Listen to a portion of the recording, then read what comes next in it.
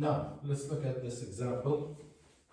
I have a system represented by the differential equation x double dot plus 6x dot plus 25x equals r of t.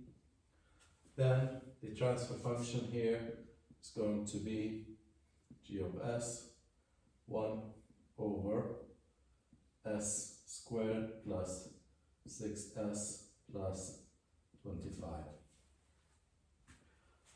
Now using an impulse r of s equals 1, then x of s is going to be the transfer function itself, s squared plus 6s plus 25.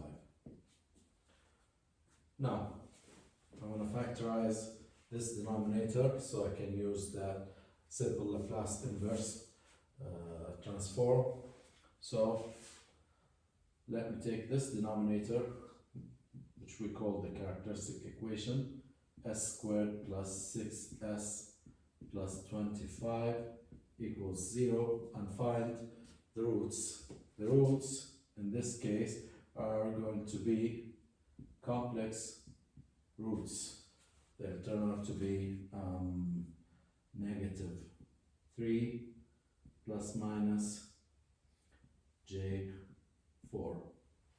Complex, real and imaginary roots. So I can put this characteristic equation as s minus s1 times s minus s2, so that the roots of this equation are s1 and s2. So that means this can be represented as s minus, the first root is negative 3 plus j4 times s minus, the second root is negative 3, negative j4. So x of t now is, or x of s actually, is 1 over s minus minus 3 plus j4, that's the first root, and s minus minus 3 minus j4, and that's the second root. And I'm going to do partial fraction expansion, a s minus minus 3 plus j4 plus b divided by s minus minus 3 minus j4. Now we can find a and b. A is simply s minus minus 3 plus j4, that's the denominator of a, multiplied by x of s, evaluated at the root here of the denominator is negative 3 plus j4. And if you do that, you're basically substituting this root here, so you will have negative 0, so that's 4j8, j1 over j8. And the same for b. If you substitute the root b negative, you will have negative 1 over j8. So here's my a and b. So now I can substitute in this partial fractions form, and I will have x of s as 1 over J8 and the fraction 1 over S minus 3 plus J4 and minus 1 over 8 or J8, 1 over S minus 3 minus J4, that's the second root, and use inverse Laplace. X of t is the coefficient J8, and this is 1 over S minus A, so it's going to be e to the power AT, and A is negative 3 plus J4 all multiplied by T, and for the second part, negative 1 over J8 E, and this is going to be negative 3 negative J4 all multiplied by T, and this is my total response. Now it's in a complex form, and let me try to simplify it. X of t, first let me take the 1 over J8 common, and then the addition of powers is just simply multiplication of the base, so e to negative 3t multiplied by e to J4t, that represents this exponent, minus e to negative 3t and multiplied by e to negative J4t.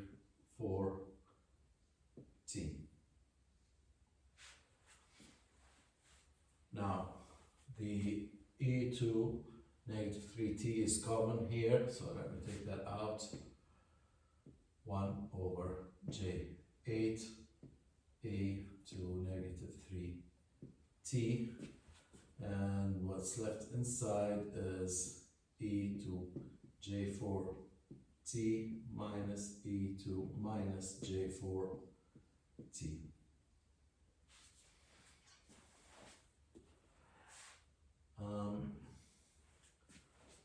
And now I'm going to split this into 1 over 4 e to negative 3t, and what's left here is 1 over J2, 1 over 4 and J2, that's 1 over J8,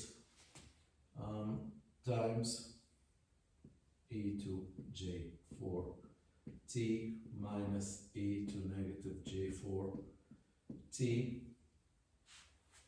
And what is this form? This is, as we said, is basically the complex form of the sine wave, where theta is the coefficient of the complex index, which is 4t.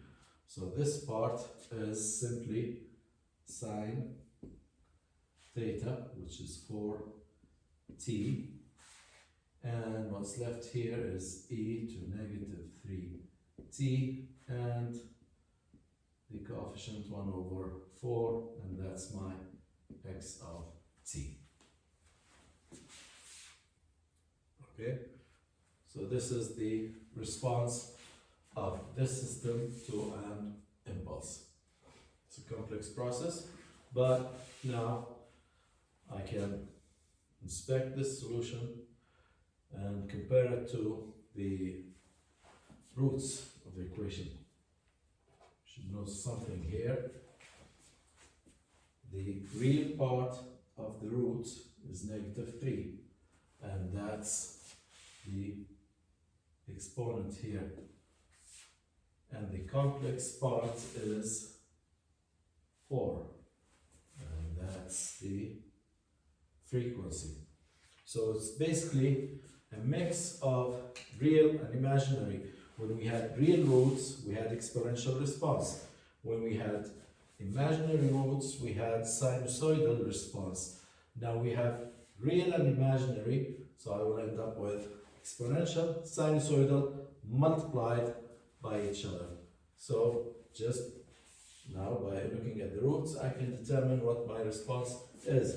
So for example, if you have a system with roots S12 equals -2 plus minus J5, let's say, and somebody asks you what the response is going to look like. Okay, very simple. The response is going to look like this. X of t is some amplitude times e to the power -2t, that's the real part, and sine, and the frequency is 5t. And because I don't know what the coefficients are going to look like, I might end up with a sine and I might end up with a cosine. So I can either say it's this plus b -2t cosine 5t, or I could have taken the shortcut and said that x of t is some amplitude x e to -2t sine 5t plus some phase angle that covers the sine and cosine terms. So now, okay, great. We've covered also the complex roots. As I did now for, here's the complex plane, real, imaginary. We've determined earlier that real roots on this side are going to be unstable, or they're going to cause unstable response because they're positive roots. Negative real going to cause stable response, stable exponentially decaying response. Imaginary roots come in pairs, up and down, and these roots are going to cause sinusoidal response. Now we have these complex roots, -3 plus minus J4, so that's on this side of the chart, of the plane, and since they come in pairs, whatever appears up here appears down here. And what kind of response I have here? Is it stable or unstable? It's a sine wave. The sine wave, when we had imaginary roots, we said it's neither stable nor unstable. It's marginally stable. But here, the sine wave is multiplied by an exponential function. So basically this whole term here, x times e to -2t, is the amplitude of this sine wave. So basically the response that you will have is a sine wave, but the amplitude of the sine wave will be decaying exponentially. This is what you will have. A sine wave with a frequency 5, but the amplitude of this sine wave decays to 0 with time.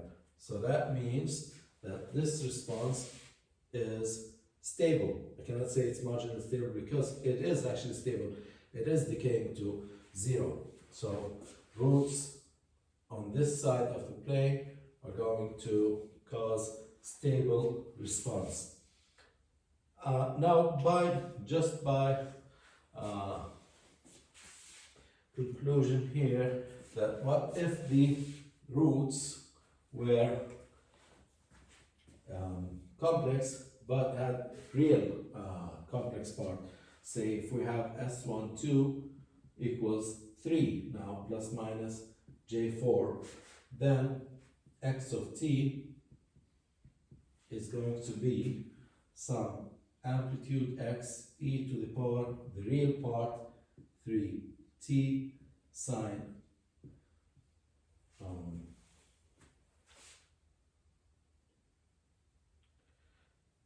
sine 4t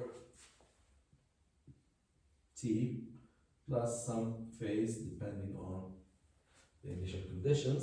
Now what happens here is the same response, except that the exponent of the exponential function here is positive, which means that this amplitude term, the amplitude of the sine wave, is going to grow to infinity.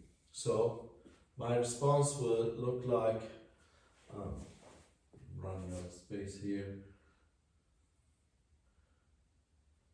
the amplitude grows exponentially,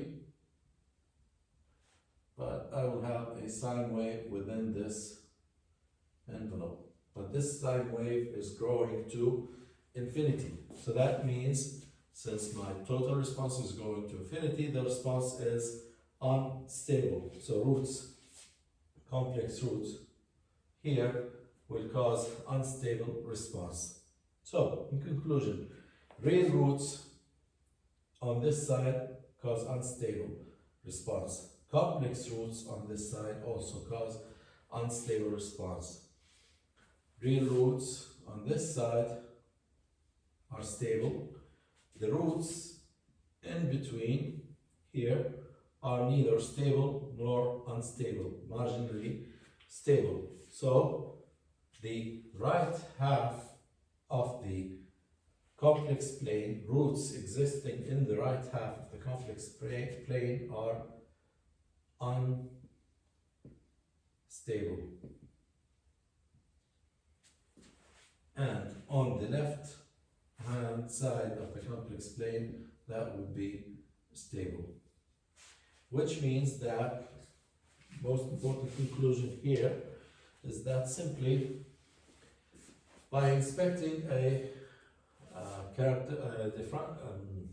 transfer function and finding the roots of the transfer function, the characteristic equation of the transfer function, I could have actually stopped right here. And this, I would not have needed to do all of this just by looking at the roots. Okay, the roots are -3 plus minus j4. -3, that means the roots are on this side of the complex plane. Conclusion 1, the roots are stable. The response is stable. Back here, the roots are complex.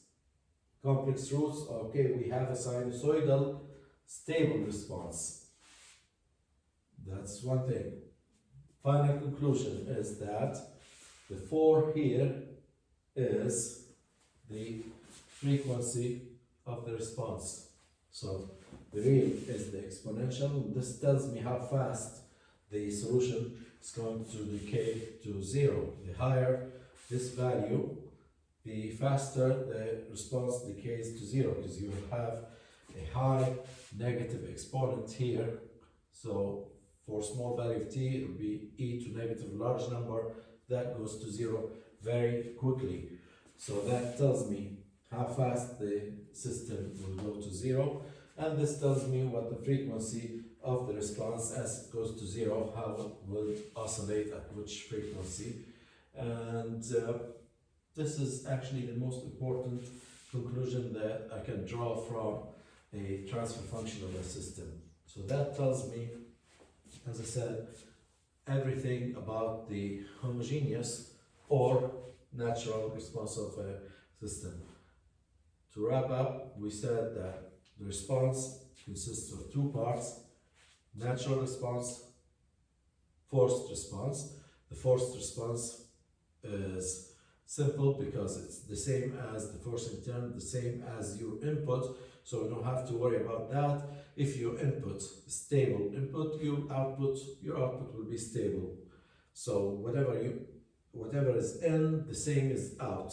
The problem was with the homogeneous or the natural response. That's the one I needed to determine whether it's stable or unstable.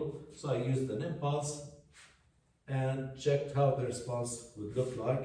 And my conclusion was, just look at the roots. The roots and determine what the locations of the roots are.